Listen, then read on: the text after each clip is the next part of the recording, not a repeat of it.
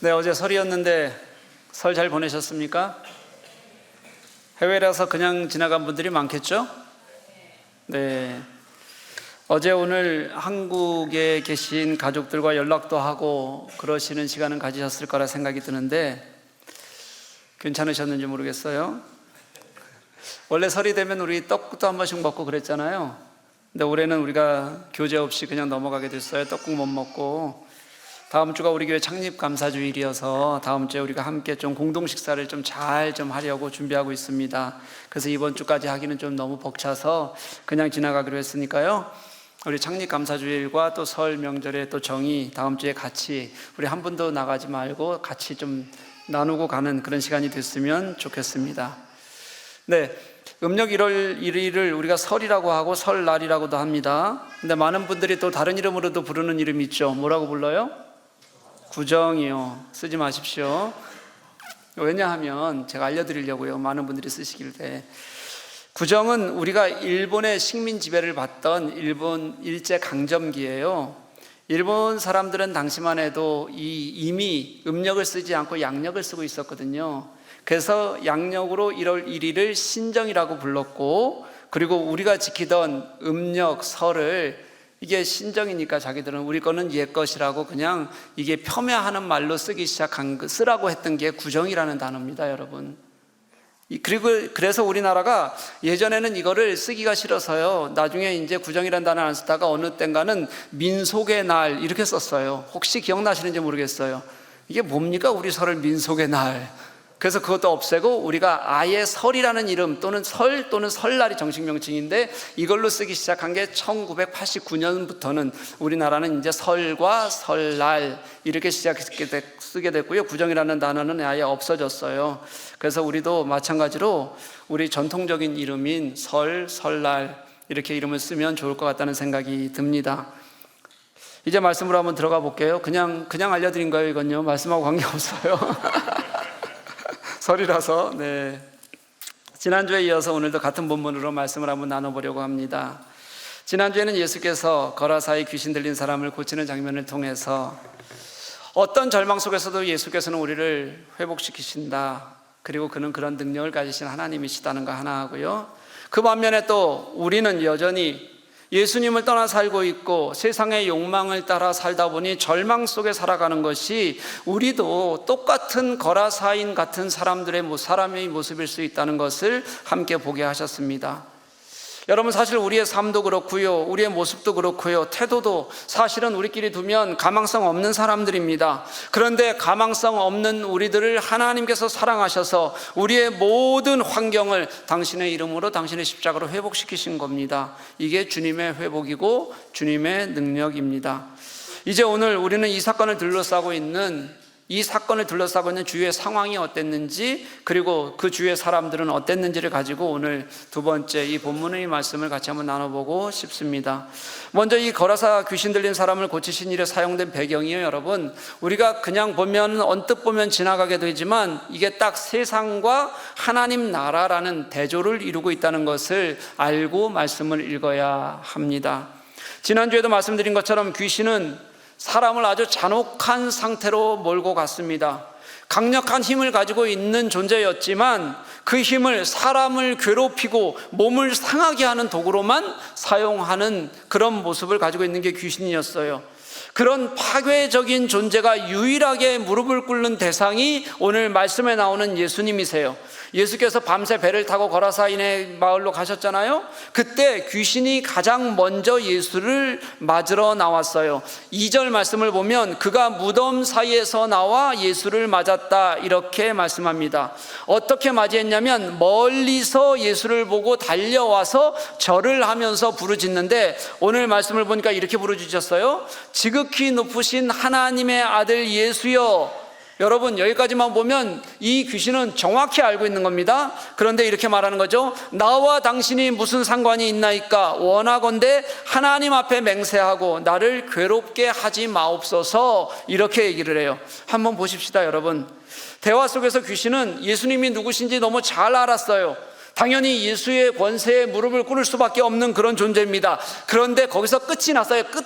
그게 다고요. 그 다음부터는 어떻게 해서든지 내가 지금 쥐고 있는 이 세상의 통치 권한, 그리고 사람을 무력화시키고 괴롭히고 절망하게 만드는 이 못된 권세를 유지하기 위해서 몸부림치는 것으로 그렇게 다시 돌아가는 거예요.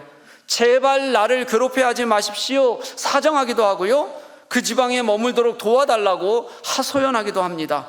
끈질기게 예수의 권위에 기대기도 하고 또 사정하기도 하면서 버티는 거예요. 그 못된 그 자신의 힘을 유지하고자 하는 버팀을 예수 앞에서도 버리지 못하고 있다는 뜻입니다. 한번 보십시오. 대화 속에서 여러분, 귀신은 예수님이 누군지 정말 정확히 알았어요. 당연히 예수의 권세에 무릎 꿇는 것도 첫 번에 그의 모습이었어요. 근데 여러분, 그게 다라는 것은요, 이게 무슨 뜻이냐면 예수를 아는 것과 예수를 보는 것이 완전히 다르다는 것을 우리들에게 보여주는 겁니다.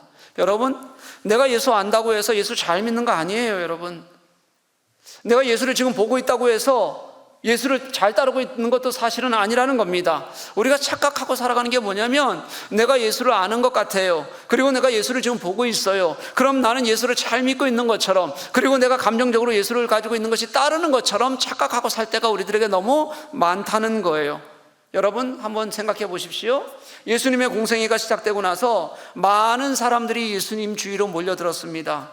그들이 몰려든 이유를 저는 한마디로 필요라고 말할 수 있을 것 같아요. 필요해서 예수님 주위로 몰려든 거예요. 그들은 병 고침을 얻기 위해서 나아오거나, 아니면 그동안 바리새인들의 권위에 눌려있던 것에서 예수님의 새로운 말씀을 듣는 것에 카타르시스를 느꼈을 거예요. 그러면서 거기서 해방되는 그런 모습이 너무 좋았을 겁니다. 잘 생각해 보세요. 여러분, 세상을 의지하는 사람이나 아니면 예수께 나아왔던 사람이나 내가 나아지고 싶은 것, 내가 무슨 고침을 받고 싶은 것, 무엇인가 내가 얻고 싶어서 그렇게 한다는 것은 사실은 본질적으로 같았다는 거예요. 이 본질이 다르지 않았다는 겁니다. 누구로부터 그것을 얻는가? 어떤 사람은 세상에 매달려서 그것을 얻으려고 노력했고, 그러다 보니까 절망에 빠지기도 했고요. 어떤 사람은 예수로부터 나의 유익을 얻고자 노력했을 뿐이지, 내가 나의 유익에 매달리는 것은 그들이나 예수께 나와왔던 사람들이나 다르지 않았다는 거예요. 군대 귀신이라는 큰 힘을 가진 존재도 예수님을 아는 것 같았지만 철저하게 자기 욕망에 빠져 있었어요. 자기 욕망, 그 땅에서 내가 갖고 있는 이 힘을 유지해서 누군가를 괴롭히고 누군가를 힘들게 하는 것에 그 군대 귀신 들린 사람도, 그 군대 귀신도 똑같이 그 관심밖에는 가지고 있지 않았다는 거예요. 그가 예수를 아는 존재였기 때문에 예수 앞에 굴복했지만, 목적은 굴복했던, 뛰어나와서 무릎을 꿇었던 이유조차도 그 목적은 파괴적인 자신의 힘을 유지하고자 하는 자신의 욕망, 그것밖에는 그에게는 없었다는 것을 말씀 속에는 우리들에게 보여줍니다. 예수님은 그런 귀신을 그냥 두지 않으셨습니다. 한 사람을, 한 영혼을 파괴적으로 만들고 절망으로 몰고 가고, 그 영혼이 정말 살아날 수 없을 것 같이 자신을 자해하고 살아가는 그 사람을 귀신으로부터 예수님은 구해내셨어요. 여러분, 근데 이게 너무 중요한데요. 한번 들어보십시오. 처음 예수님을 대하러 나온 주체를 말씀해 보면 그 귀신 들린 사람이 간 것 같았는데, 오늘 말씀서부터 우리가 보면 그 주체가 귀신 들린 사람이 아니라 귀신이라는 걸 알 수가 있어요. 귀신이라는 거요.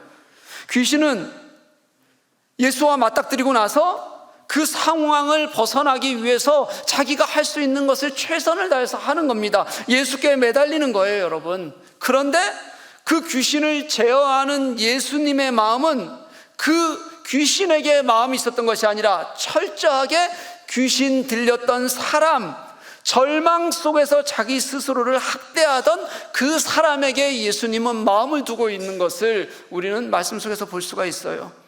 귀신은 아마 자기가 예수 그리스도를 대하는 주체라고 여겼을 거예요. 그런데 예수님은 그를 주체라고 여기시지 않으셨어요. 예수님은 고통당하는 그 귀신 들린 사람을 내가 상대해야 될, 내가 구해야 될, 내가 마음 써야 될 주체로 여기시고 그에게 당신의 마음을 쏟으시는 겁니다. 그 사람을 구하기 위해서라면 무엇이라도 괜찮다는 것을 예수님은 우리들에게 보여주고 계신다는 거예요. 사랑하는 여러분, 영혼이 얼마나 소중한지, 그가 어떤 영혼이든 어떤 절망 속에 있는 영혼이든 얼마나 귀한지, 그 영혼을 살리시기 위해서 예수님은 당신이 하실 수 있는 모든 일을 하셨습니다. 그 피곤한 몸으로 그 갈릴리 바다를 한밤중에 건너시는 것, 그 위험을 무릅쓰는 것도 예수님이 하셨던 일이고요, 어떤 상황 속에서도 흔들림 없이 그 영혼에게만 집중하셔서 어떤 대가도 마다하지 않으시고 그렇게 그 영혼을 살려내시고자 하셨던 것이 예수님의 마음이셨습니다. 여러분, 제가 말씀을 묵상하다 보니까 어머니가 생각이 좀 났어요. 설이잖아요. 이렇게 한국을 떠나 있으면 아까 말씀드린 대로 그냥 지나가는 일들이 참 많죠. 사실 아무것도 없죠. 해외에서 뭐가 있겠습니까? 저도 어제 설에 아침부터 토요기도회하고 그 다음에 바이블 고도하고 사역 훈련하고 또 연합기도회까지 참여하고 하다 보니까 하루가 훌쩍 가버렸어요. 중간에 잠깐 짧게 설교 준비 좀 더 하는데도 시간이 한 번도 읽어볼 시간이 없었어요. 설 당일이었잖아요, 어제가. 그러니까 제 스케줄을 보니까 한국에 계신 어머니하고 이야기할 시간이 없을 것 같아서 금요일 저녁에 미리 인사를 나눴습니다. 저처럼 한국의 가족들과 연락을 잘 안 하는 사람, 저는 그냥 무소식이 희소식이에요. 그냥 진짜. 그래서 저희 형제들하고는요, 진짜 일이 없으면 단 한 번도 연락을 하지 않습니다. 일이 없으면요. 그렇다고 사이가 나쁜 건 아니에요. 여러분 오해하지 마십시오. 사이 엄청 좋습니다. 그래도 맨날 만나서 싸우는 사람들보다 훨씬 사이가 좋아요. 그렇게 연락을 안 하는 사람도 설이나 명절이 되면 이제 어머니가 생각이 나요. 예전에는 안 그랬는데 저도 이제 나이가 들어가나 봅니다. 우리 이희성 집사님이 그 얘기 해서 그런 게 아니라 저도 원고에 썼어요, 미리. 네. 어머니들이 그렇잖아요. 여러분, 제가 이제 한국에 있는 지인과 어머니에 대해서 이야기할 수 있는 시간이 있었습니다. 저처럼 이제 어렸을 때 가난하던 사람이에요. 여러분, 어렸을 때 잘 먹고 잘 살았던 분들은 제 마음 잘 이해 못할 거지만 그래도 이해하려고 한번 들어보세요. 이게 다 가난해 봐야 알 수 있는 거예요. 어렵게 살던 사람일수록 부모의 돌봄을 잘 못 받고 살잖아요. 저도 그랬어요. 떨어져 살았으니까. 그러니까 어떻게 생각하고 사냐면 부모가 내게 해준 것이 별로 없는 것 같아. 나는 나 혼자 컸어 라는 생각을 어렸을 때부터 하고 살았어요. 왜냐하면 나 자신도 내가 혼자 살아내는 게 되게 힘들었거든요. 근데 나중에 알게 돼요. 어떤 걸 알게 되냐면 가난하고 어려운 가족일수록 그렇게 어려워도, 그래도 다 어려워서 누가 누구를 돌보는 것 같이 안 보여도 그 부모가 그만큼 노력하고 애쓰지 않았으면 그 삶조차도 살 수 없었던 어려움이 그 가난했던 사람들에게는 다 있었어요. 그게 우리의 옛 어려웠던 시간이었단 말이죠. 내가 가난하고 상실감을 가지고 살아가는 어린 시절 청소년기를 보냈다면 부모는 그 삶이라도 유지시켜주기 위해서 어떤 것도 마다하지 않고 고생하신 겁니다. 그게 자식을 향한 사랑이에요. 그런 사랑을 언젠가는 알게 될 기회가 오더라고요. 저도 그랬거든요. 나중에야 그 사랑을 저도 알게 됐어요. 비교할 수 있을지는 모르겠지만 이제 설이라서 그런 생각을 하면서 말씀을 보는데 예수님의 마음이 그런 것 같았어요. 그 마음으로 오늘 본문을 볼 수 있게 됐어요. 그러니까 예수님의 마음이 더 잘 느껴질 수 있겠더라고요. 예수님이 하신 일이 뭐였냐면 2,000마리의 돼지떼에게 그 귀신이 들어가게 허락하신 거예요. 결국 그 돼지떼가 언덕을 달려서 갈릴리 바다에 몰살하는 일이 생기게 돼요. 많은 신자들이 묻습니다. 예수님은 왜 그곳에서 어렵게 살아가는 사람들에게 재산상의 피해를 입히시는 거죠? 여러분, 이 질문에 숨어있는 우리의 마음이 뭐냐면요, 다 똑같아요. 뭐냐면 여전히 그렇게 어렵게 살고 고통받고 살고 절망 가운데서 살다가 살아난, 회복된 그 사람의 이야기는 그냥 이야기로 들리는 거예요. 그런데 그 돼지떼의 가치는 내게 그게 얼마지? 그렇게 그렇게 우리에게 들리는 거예요. 여러분, 솔직히 한번 생각해 보십시오. 이전에 이 성경 이야기 많이 읽으셨을 겁니다. 그런데 이 성경을 읽으면서 성경 이야기로만 보자면 귀신 들린 사람을 그냥 예수님께서 이 사람을 고치셨구나 그렇게만 읽었지, 그래서 감동이 없죠. 관심이 안 가는 거예요, 여러분. 그런데 그 예수님께서 그 생명을 구하시기 위해서 하셨던 그 돼지가 빠져 죽는 거에는 굉장히 마음이 가고 관심이 갔단 말이에요. 우리가 여러분 조금 깊이 한번 생각해 보십시오.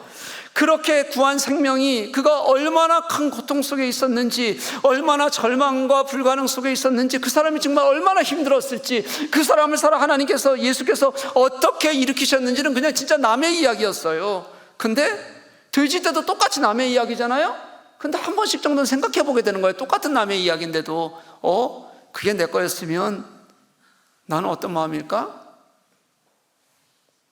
여러분, 뭐냐면 예수를 믿고 있는 우리가 이 본문을 읽으면서도 똑같이 사람이 어떤지, 생명이 어떤지, 영혼이 어떤지 사실 우리는 크게 감동되지 않는다는 뜻이에요. 그것보다 늘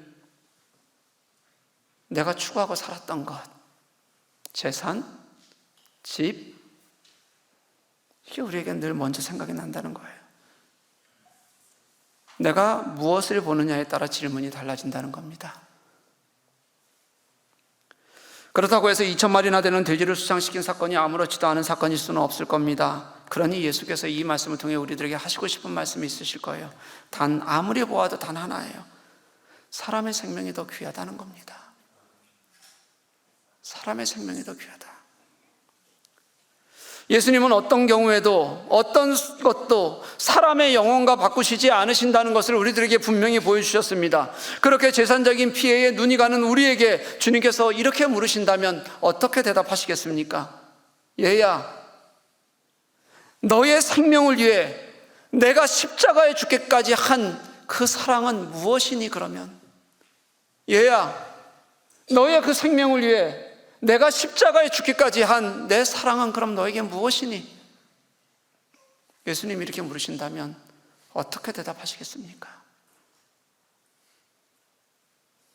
하나님이신 예수께서 이 땅에 오셔서 십자가에 죽기까지 한 그 사랑이 우리를 구원하셨다는 것을 우리가 진심으로 믿을 수 있다면, 믿고 있다면 생명을 구하시는 것이 다른 어떤 것보다 크신 하나님의 사랑이라는 것, 그 사랑 때문에 우리가 오늘 이 자리에 있다는 것을 여러분 눈 감고 있을 수 없다는 것을 오늘 마가는 우리들에게 분명히 보여주고 싶어 하는 겁니다. 예수님은 우리에게 생명이 얼마나 소중한지를 지금 가르치고 싶어 하시는 거예요. 한 사람의 영혼이 너희들이 그렇게 귀히 여기는 2,000마리 돼지보다 더 귀하다는 것을 우리에게 가르쳐주고 싶어 하시는 겁니다. 늘 재산상의 손실을 먼저 보고 그것으로 예수님의 사랑조차 판단해버리고 말아버리는 우리들에게 너의 생명 때문에 내가 이 자리에 왔고 너의 생명 때문에 내가 십자가에 죽으셨다는 것을 우리들에게 오늘 가르쳐주고 싶어 하시는 겁니다. 예수께서는 정말 십자가에 달려서 죽으시기까지 그 생명을 사랑하신다는 게 세상 어떤 것보다 귀하시다는 것을 우리들에게 분명하게 알려주셨습니다. 사랑하는 교회 여러분, 우리는 무엇을 보고 있습니까? 십자가 앞에서조차 여전히 생명이 아니라 물질에 매여 있는 것은 아닐까요? 우리가 물질에 매여 있는 한 하나님의 사랑을 제대로 깨닫기는 어렵습니다. 예수께서 왜 재물 이야기, 왜 돈 이야기를 이 성경에서 가장 많이 가르치는 것 중에 하나였을까요? 하나님을 향한 마음, 진심으로 하나님을 경외하고 예수님의 그 사랑을 깨달아야 우리에게 가장 큰 걸림돌인 이 돈이라는 것을 우리가 이길 수 있다는 것도 아시는 겁니다. 반대로 말하면 무엇이냐면 돈이라면 예수조차 왜곡하고 예수조차 우리가 버릴 수 있다는 것도 주님께서는 이미 알고 계셨던 겁니다. 그러니 우리가 주님의 영혼으로 다시 돌아가기 위해서 그 사랑을 제대로 느끼기 위해서 라도 정말 주님께서 주신 그 사랑의 가치, 생명의 가치로 다시 돌아가라고 우리들에게 계속해서 가르치고 계시는 겁니다. 사랑하는 교회 여러분, 여러분들은 예수 그리스도의 생명을 보십니까? 생명을 사랑하시는 예수님을 믿으십니까? 오늘 본문에 등장하는 또 한 부류의 사람들이 있습니다. 돼지를 치던 사람들이 놀라서 마을에 알렸어요. 예수님이 하신 일, 거라사 광인이 다시 살아난 일을 사람들이 들었고 예수님과 다시 고침받은 사람 주위로 몰려들었습니다. 15절 말씀은 그 상황을 두 가지로 우리들에게 보여줍니다. 하나는 사람이 살았다는 걸 보여줘요. 그 귀신 들렸던 자, 곧 군대 귀신 집혔던 자가 이 말과요, 옷을 입고 정신이 온전하여 앉아있는 것을 보고, 이것은 완전한 대비입니다. 반대예요. 전에는 귀신 들린 사람이 무덤 사이에서 피폐한 채로 절망하고 포기한 채로 그렇게 살아가고 있던 사람이었잖아요. 이 표현 자체가 이미 그에게는 폭풍 같은 고통과 어려움이 있었다는 것을 말해주는 겁니다. 그런 그가 옷을 입고 정신이 온전하여 앉았다. 여기서 옷을 입었다는 뜻이 무슨 뜻이냐면 정상으로 돌아와서 이제 자신의 삶을 잔잔하게 새로운 자리에서 살기 시작했다는 것을 보여주는 외적인 표현이에요. 그렇게 인간성이 다 피폐하고 영혼마저 잃었던 사람이 온전하게 회복되었다는 것을 한 절 안에서 보여주는 겁니다. 이게 예수님이 하신 일이에요. 예수님의 목적은 이것 단 하나였습니다. 어떤 상황 속에서도, 어떤 질병과 고통에서도 사람의 영혼을 회복시키시는 하나님의 마음을 주님께서는 가르치고 계시는 겁니다. 그런데 15절에 나오는 또 하나의 상황은 뭐냐면요, 그렇게 모인 사람들은 그 나은 사람을 보며 기뻐하는 것이 아니라 뭐 했다고 얘기하냐면 두려워했다고 그렇게 말씀하고 있어요. 여기서 두려워했다는 얘기는 무슨 얘기냐면 놀랐다는 뜻이기도 하고요, 진짜 떠는 두려움이 있었다는 뜻이기도 해요, 여러분. 근데 여기서 놀랐다고 한번 생각해 보죠. 이 놀람은 어떤 놀람이냐면 여러분, 그 사람을 고친 사건에 대한 놀람이지 사람에 대한 놀람이 아니었어요, 여러분. 무슨 말이냐면 그들은 이렇게 고통 속에 있던 영혼이 다시 살아난 것에 놀란 것이 아니라, 그 속에 관심이 있었던 것이 아니라 그 일이 일어난 사건에 더 관심이 있었다는 거예요. 그 관심이 그 사건에만 있으니까 그 이야기를 자세히 듣고 나자 그들의 반응은 다시 사람에게서 떠나 있었으니, 사건에 있었으니 이들의 반응은 사건에서 다시 뭘로 옮겨가냐면 재산으로 옮겨가게 돼요. 그때 그들이 느꼈던 두려움이 바로 재산을 잃는 것에 대한 두려움이었어요. 예수께서 이곳에 더 계신다면 또 어떤 재산상의 피해를 우리들에게 혹시 입힐까봐, 그래서 그들은 두려움이 생겼어요. 그래서 예수님께 그 땅을 떠나줄 것을 그들은 요구합니다. 앞서 우리가 읽어가면서 느꼈던 마음, 우리가 가졌던 마음이 거라사 사람들에게도 고스란히 그들 자신의 문제였으니 더 구체적으로 그들에게도 드러나는 것을 볼 수 있다는 거죠. 마가가 말하고 싶었던 게 그거일 겁니다. 만약 그들이 예수님의 마음을 진짜 알았다면요, 예수님이 그곳에 왜 오셨는지, 그리고 또 어떻게 그 사람을 살리셨는지요, 그들이 만약에 그 귀신 들렸던 그 사람의 영혼에 대해서 알았다면, 그리고 그 영혼이 얼마나 불쌍했고 그가 우리의 가까이 있었던 이웃이었는지를 생각하고 있었다면 그들은 분명히 그 놀라운 일로 인해서 감사하게 되었을 거고 헌신하는 사람들이 생겼을 거예요. 그런데 오늘 말씀은 정반대의 일만 일어나게 돼요. 그들은 예수가 빨리 떠나주시기를 요구했어요. 마가는 어떤 기적도 그 기적이 사람의 마음을 바꾸는 것이 아니라는 것을 분명히 보여줍니다. 사람의 마음이요, 여러분, 특별히 우리 그리스도인들의 마음이요, 눈에 보이는 것을 넘어서 그 중심에 계시는 예수 그리스도, 그 예수 그리스도의 마음을 읽는 것이 아니면, 그분의 마음을 읽는 것이 아니면 우리는 제대로 변화되지 못해요. 예수님은 기적을 베푸신 것이 아니에요, 여러분. 한 사람을 살리신 겁니다.